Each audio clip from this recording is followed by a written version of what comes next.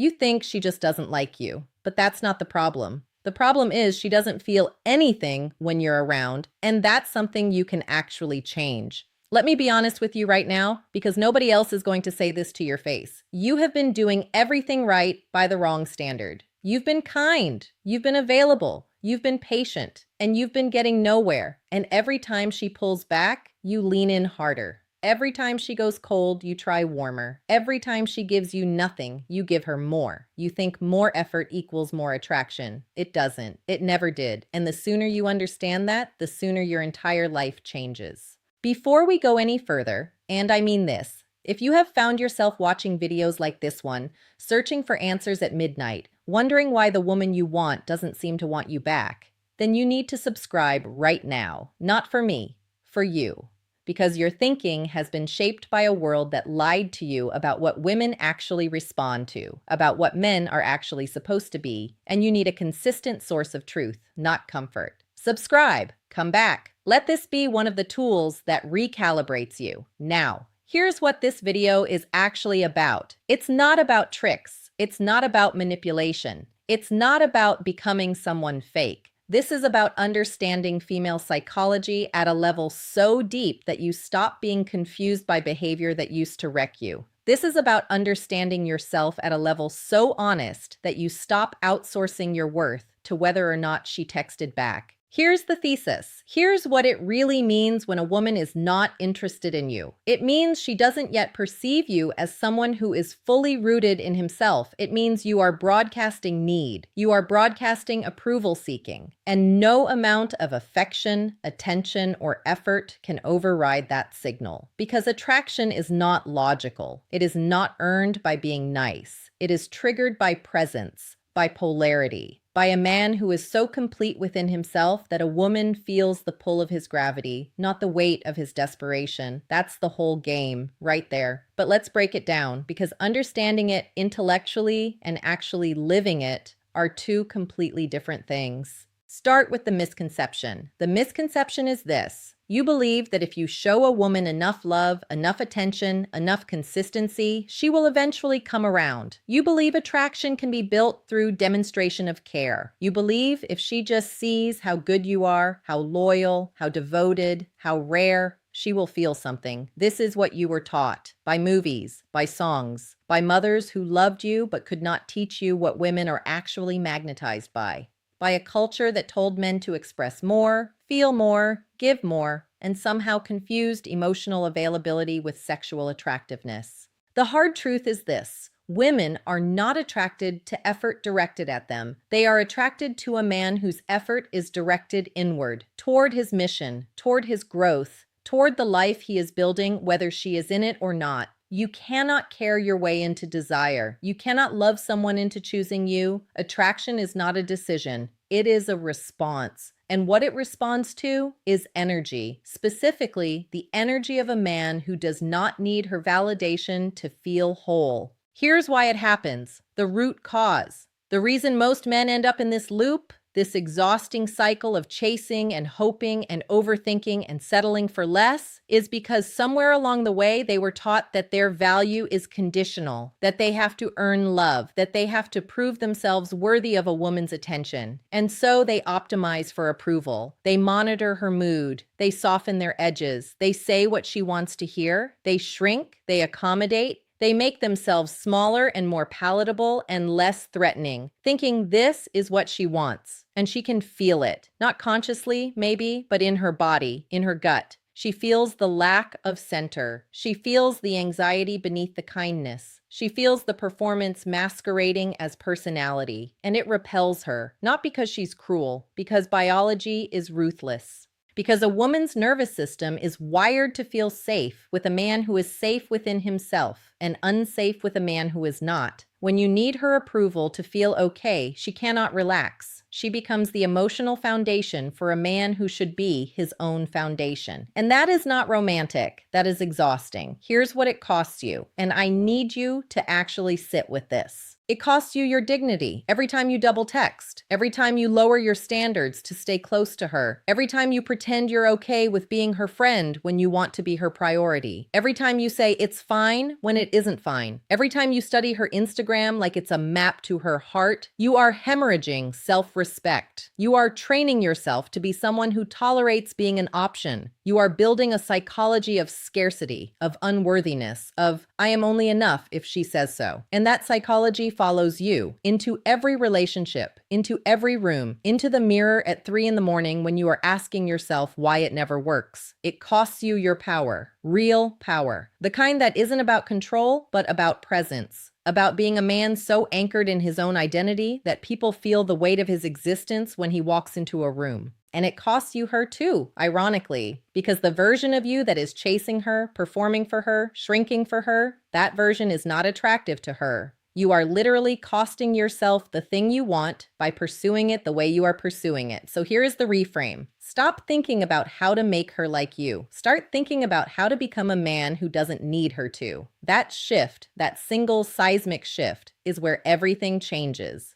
Because here is what actually creates obsession, and I use that word deliberately. Obsession in the context of genuine, deep female attraction is not manufactured. It is not tricked into existence. It is summoned by the presence of a man who is absolutely, unshakably, unapologetically himself. A man who has standards and holds them. A man who has a direction in life and moves toward it. A man who finds a woman compelling without finding her necessary. That is the energy. That is what she cannot stop thinking about. Not because you played games, because you stopped playing any game at all and started living a real life with a real center. Let me describe this man to you, not as a fantasy, as a direction. This man wakes up with a purpose that existed before she did. His day is structured around something he is building, something he believes in, something that would continue even if she never called him again. He is not waiting for her response to determine his mood. He is not monitoring her social media for signs of interest. He is present in his own life so fully that his attention becomes something valuable because it is not everywhere. It is selective. It is directed, and when he gives it to you, you feel it. This man knows how to be warm without being weak. He can be kind without being compliant. He can care without being consumed. He laughs easily. He disagrees without apology. He walks away from conversations that diminish him without drama, without explanation, without needing the other person to understand why. He is not cold. He is not arrogant. He is grounded. There is a difference. Arrogance is compensation. Groundedness is arrival. This man has a life that does not require a romantic relationship to feel complete. Not because he doesn't want love. He does, deeply, but because he has filled the structural void in himself with purpose,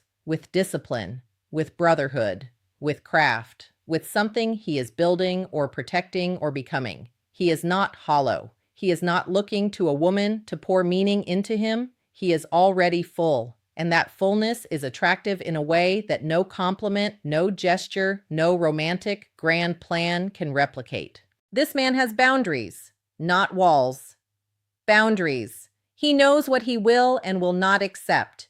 He communicates them calmly and consistently. He does not threaten. He does not beg. He does not manipulate. When something is not working, he names it. When someone crosses a line, he moves accordingly. He does not escalate. He does not collapse. He responds from a place of values, not emotion. And women feel that steadiness in their bones. It is the thing they are looking for and rarely find. The thing they will not always articulate but will absolutely feel. This man is not trying to be interesting. He is interested in the world, in ideas, in his work, in the conversation in front of him. He listens, not to respond, to understand. He asks questions that other men don't think to ask. He remembers what she said 3 weeks ago because he was actually present when she said it. He is not performing attentiveness. He is attentive. And you can feel the difference from a mile away. Now, let's get practical. Because understanding this is not enough. You have to change your behavior. And behavior change is hard and uncomfortable and worth every second of the discomfort. Stop texting first every single time. I know that sounds small. It isn't. Every time you reach out before she does, you are signaling that she is on your mind more than you are on her mind. You are confirming the imbalance. Let there be silence. Real silence, not strategic silence designed to make her chase you. That is manipulation, and I am not teaching that. Real silence that comes from being genuinely occupied with your own life. The silence of a man who has things to do. That silence is loud in a way that words never are. Stop explaining yourself when you haven't been accused of anything. Over-explanation is an anxiety response. It is you filling space to avoid discomfort, to manage her perception of you, to ensure she thinks well of you. Stop. Say less. Mean more. When you make a decision, make it. You do not need her approval. You do not need her to understand it. Confidence is not loud, it is quiet and final. Stop canceling your plans for last-minute availability. This is huge. Every time you drop what you are doing to accommodate her schedule at the expense of yours, you are teaching her that your time is worth less than hers, that your plans are negotiable and hers are not, that she is the priority and you are the accommodation. Reverse this. Not aggressively, not vindictively, just actually value your time. Have plans you keep. Have commitments you honor. Be someone whose schedule means something because his life means something. Stop tolerating behavior that you are calling acceptable because you are afraid of losing her. You already know the things I'm talking about. The hot and cold, the canceling, the leaving you on red for days, and then acting like nothing happened. The way she treats your feelings as secondary to her moods. You have been tolerating this because you are afraid that calling it out will push her away. Here is the truth. The fact that you are afraid to lose someone who treats you this way is itself the problem. You have over-calibrated to her. Recalibrate to yourself. Have the conversation. Set the standard. And then hold it. The ones worth keeping will respect you for it. The ones who leave when you grow a spine were never going to stay anyway. Redirect your ambition. This is the most important behavioral shift of all. Take the energy you are putting into thinking about her, decoding her, trying to win her, and put it somewhere that builds you. Work out, start the business, finish the book, call the friend you've been neglecting, book the trip. Learn the skill. Invest in the version of yourself that exists entirely outside of her perception. Because here is what happens when you do that, and I promise you this is true. You become undeniably different. You carry yourself differently. You speak differently. You decide differently. You stop being a man who wants her and start being a man she wants to want. And that distinction is everything. Let me give you one more principle before I close, because I think it is the one most men miss. Scarcity of attention is not a tactic, it is a consequence. You do not manufacture mystery by going silent after calculating how many hours to wait before responding. That is performance. That is anxiety dressed as strategy. Real attractive scarcity comes from a man who is actually busy, actually occupied, actually living. When he responds late, it's because he was somewhere worth being. When he declines plans, it's because he has plans. When he pulls back, it is because he has a center to return to. You cannot fake this. You can only build it. And you build it by choosing every single day to be a man worth a woman's full attention rather than a man desperate for it. Here is who you actually are, not who you've been performing, not who you've been shrinking down to. Not the apologetic, available, second-guessing version of yourself that has been trying to earn someone's affection. You are someone with a direction. You are someone with a standard. You are someone whose presence carries weight because you have done the work to build the interior. You are someone who does not need to chase because the life you are building creates its own gravitational field. You are the answer to your own question. You have been looking outward for validation that was always supposed to come from within. And the moment you stop outsourcing it, the moment you decide that your worth is not contingent on whether she chooses you, everything shifts. The way you walk, the way you talk, the way you enter a room, the way you hold a conversation without needing it to go anywhere, the way you look at a woman like she is interesting, not necessary. That is the energy. That is what changes everything. You are not broken. You are miscalibrated, and calibration can be fixed. Every single day you wake up is another opportunity to choose the version of yourself that does not need her approval to feel complete. Choose him. Keep choosing him. Until he is not a version you step into, he is simply who you are. If this hit you somewhere real, subscribe. I know you've heard that 1,000 times, but this channel exists for one reason: to give you the kind of truth that most people in your life are too comfortable to say to you. No softening, no flattery, no content designed to make you feel good about staying exactly where you are. This is a place that challenges you because you deserve to be challenged. Come back. Watch the next video. Bring someone who needs to hear this. Because the men watching this channel are not men who are staying stuck. They are men who decided to be better, to expect more from themselves, to stop shrinking and start building. You belong here, and you are just getting started.